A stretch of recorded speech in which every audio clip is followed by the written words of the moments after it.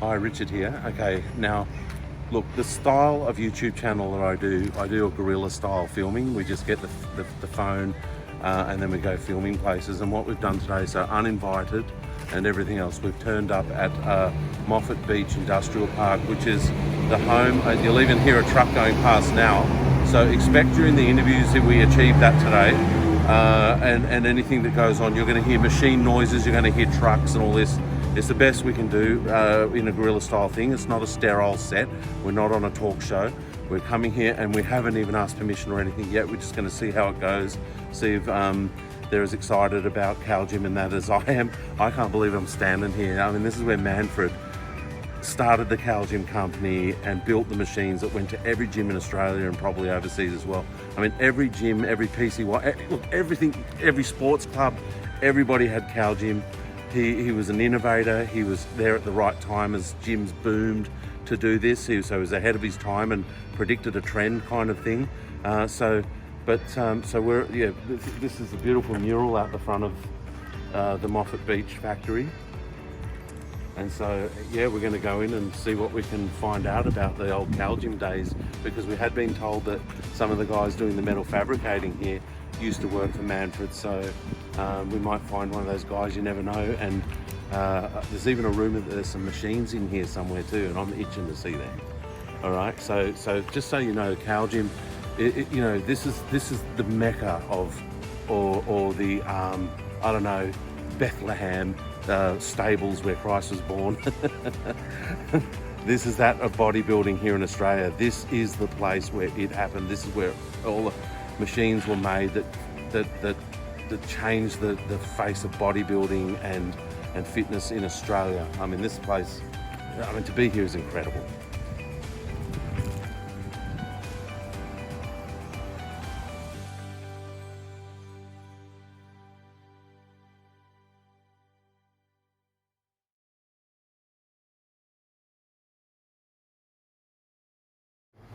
My job was to make the weight plates for the pin-weighted machines, and we used to order in lengths of steel, 200 mil by 25 mil, tons and tons of it, and we'd chop it all up into plates and drill all the holes for the pins and engrave the numbers, the 1, 2, 3, 4, and stack the big stack for the weights, and we just made tens of thousands of these weights over the years. And yeah, right. Yeah, that's actually a big difference that's happened in the modern weightlifting world today. What I would call weight plates and what you would call weight plates and what everybody called weight plates before were the rectangular weight plates that were stacked on machines. Now they call that pin loaded. And of course plate loaded machines are the ones where you get a big round weight plate. I meant pin loaded, sorry. Pin loaded, So, but they were called plates back then, and we called it plate loaded back then. 10 kilo weights and 5 kilo weights. We used to make them all. Were you making the circular steel weight plates as well? No, we didn't make those. No, okay. We didn't make those. No. Yeah. No, we just, I don't know if there's any. We did have some around, but there's none around anymore. There's some quarter weights that they used to slide onto the weight stacks, and you could slide quarter weights on. So if you're like, trying to lift 60 kilo and you didn't want to go to 70, you could go to 62. Yeah, right. Some old stuff laying around. Yeah, just for that progressive overload. Yeah, I can't remember. It was many years ago. Yeah. But still, I mean, the revolution that started and the changes in the fitness industry over the years that you guys were at the helm of, right. It's just, when you think of it, like how much it changed. Yeah. And like you say, how they're on every block now, and there's a gazillion machine manufacturers and everything else now. Yeah, it just got completely over commercialised, and I think in the end it wasn't really what. It just grew so big that we just couldn't manufacture it here. I think that was just the long and the short of it. We couldn't keep up with. It just wasn't feasible to manufacture in Australia. Yeah. Right. That was the story towards the end. So to be done overseas. Yeah. Well, what would be interesting to me is at the moment, I don't know if you're aware of this, but Calgym's, everyone's aware of just how good the gear is. So you've got, like, for instance, I was talking to a guy the other day that sells refurb gym equipment and everything in Caboolture, and he had a woman from Melbourne ship 15 or 20 pieces to Melbourne from the butcher of the older Calgym equipment, because all the real old school bodybuilders and everything, they want it. They want to kit their gym out with it. So you know, if I had the money now, I'd start a business where I'm rebuilding the old Calgym machines again and putting them out as new. We're back, we're new, and we've got the old school stuff that everyone knows is the best. You know, because I think that would actually work. Because certainly people hunt for Calgym second-hand stuff like you wouldn't believe. You know? Yeah. Oh yeah. If you look at Facebook Marketplace or Gumtree, or people combing grass sales, or you know, finding people with older gyms and stuff. If you've got Calgym on it, they want it big time. Yeah. And that's one of probably my favourite piece of equipment at my house is I've got a Calgym leg press. Yeah, and it's the one with the, you know how you got the wheels either side, so it's not on the carriage. This makes it so much smoother. Stainless pin down the middle with the numbers on it. That's right. Yeah. Would that have been made here? Oh yeah, we probably made all that. Yeah. Shit. Probably made that parts of that machine for sure. Wow. Yeah, that's crazy. But everybody that sees that machine offers me money for it straight away, and they all want it because they know they're the best leg presses with the smoothest.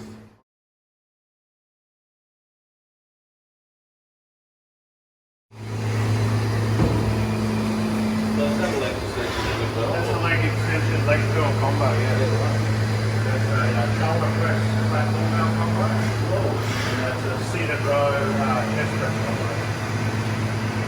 Wow. How much would you want for it? I've had this stuff in here for years, you know. It's from the old days.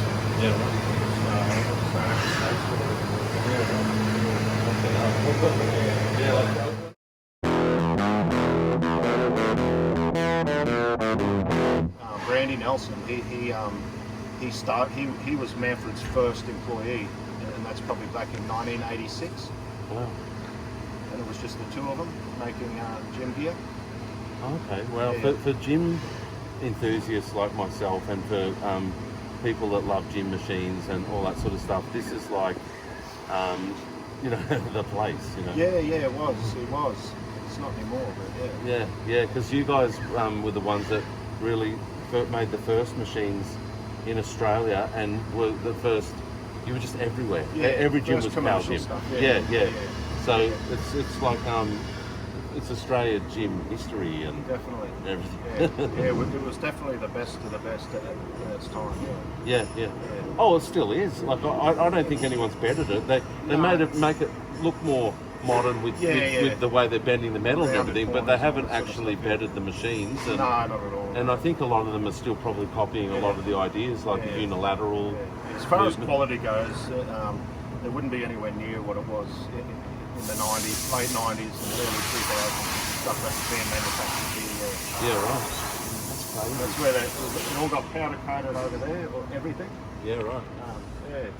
The bottom shed there used to be the showroom. Yeah, right. That was where we used to assemble all the finished gear, all the painted stuff that would come from over there. And in the end, he had all these sheds, plus from there down, it was all Calgym. How did the word get out about Calgym? I imagine that he made it for a surf club here or something, and then someone from the PCYC said, "Oh, we want that too," and then the word just spread or something. Possibly, yeah. You'd have to ask him. Yeah. Okay, yeah, because I was only a young guy working for him at the time. Yeah, right. But he must have made an absolute fortune as well. I hope so. Yeah, far out. Like, I like guys that create something and turn it into something huge. That's so admirable. And it's hard to do, but not everybody can do it. In all reality, not everybody can create well. The guy that Manfred is the guy that founded the place, and he's just the most admirable guy that you'll ever meet. And right. Very smart, and he's just everything. He's almost like a father to all the workers, you know. Really? Yeah. That's unbelievable. Absolutely great. Yeah, so he mentored you as men and everything as well. Yeah. Well, that's tremendous. That's old school. Yeah. People aren't like that today. No. Really, and it's a shame. Like that sounds phenomenal. Yeah. So what's his name? Manfred what? Manfred Meyer. Manfred Meyer, and he's German, right? Yeah. Yeah.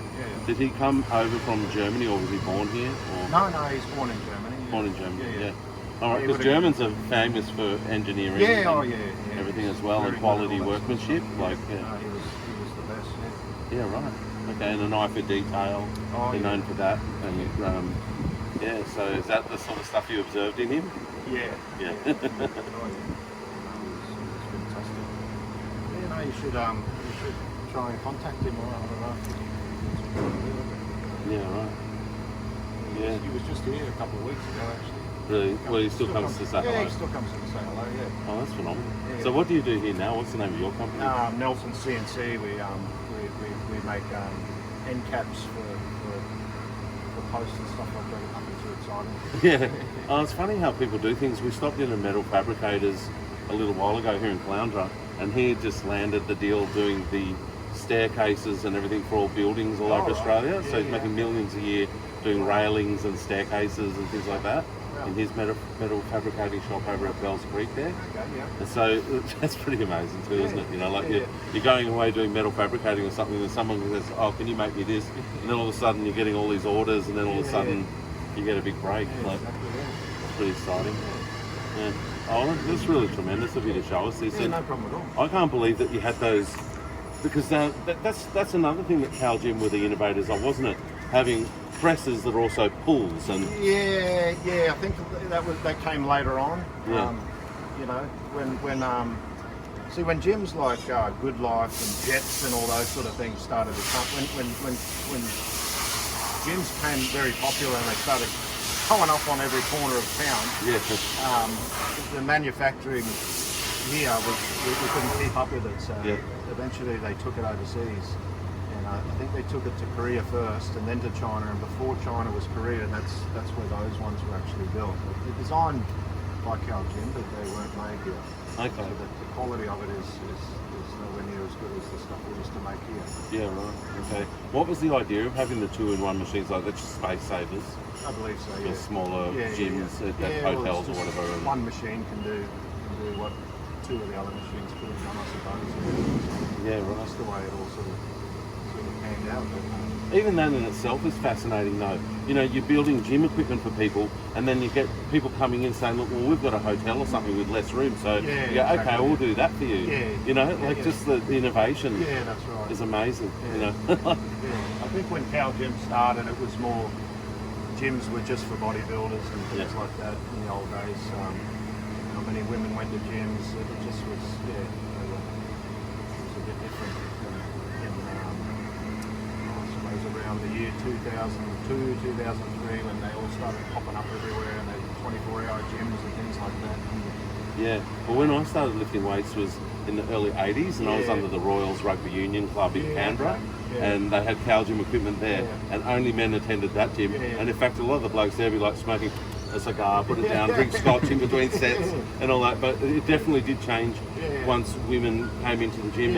And from, sorry, I'm really just expanding on your point. It really grew so fast. Like 80s was all a bloke thing, or you're either a hardcore bodybuilder or you were training for a specific sport or something. So we were trying to be strong to be stronger in the scrum, you know, and things like that. And then, but just that once the women came in, it changed the entire culture. But it also what happened, there was a very supportive atmosphere in the gym earlier on, much like you're describing in this workplace.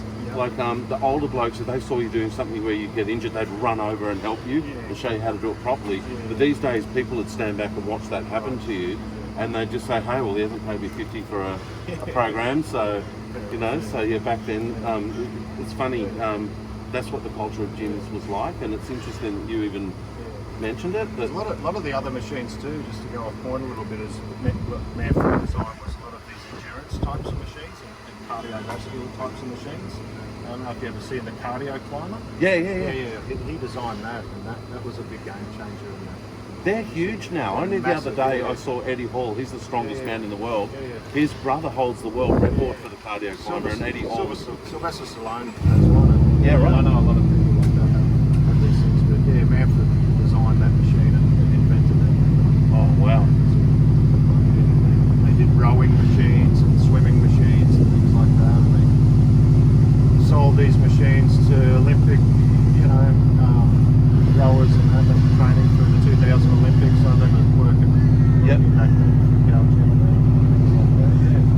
Manfred was a rower, wasn't he? No, I don't believe he was a rower. He was just he was a bodybuilder at one stage, but he was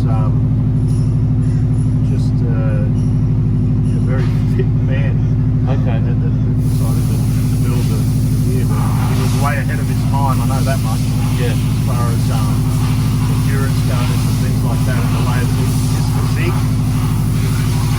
of his body, he was very flexible and fit, tall, and but still had a lot of mass, muscle. Okay. Like that, but he wasn't your typical bodybuilder,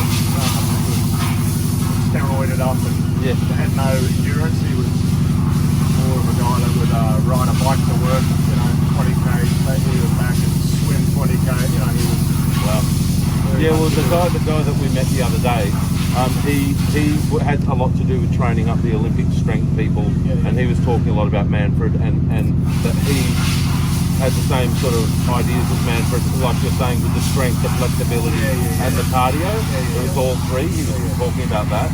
Yeah. See, Manfred was doing this is back in the 70s, and, early 80s, where he was just ahead of his time, I believe. Yeah. From what I've read. Oh, he's way ahead of his time. Like, he's the first guy that built machines. He's the first guy that, like you say, did it. I didn't know that I knew he had a big interest in cardio because that's the guy that trains the Olympic rowers told me that he did. But I didn't know he invented the cardio machines and things like that. He just told me. That's fascinating. So he is he's an innovator. He's on the cutting edge of everything, wasn't he? Like, I can give his number if you wanted to call him. Really? I'd love that. Yeah. Oh, that's hell yeah. I don't know if you mind or not. Yeah. Oh, he can always say no to me. I won't be upset. Well, if he wants to, he will. Yeah, right. Yeah, I'd love to meet him. Yeah, okay. That'd be unbelievable. Yeah. That's kind of you. No worries.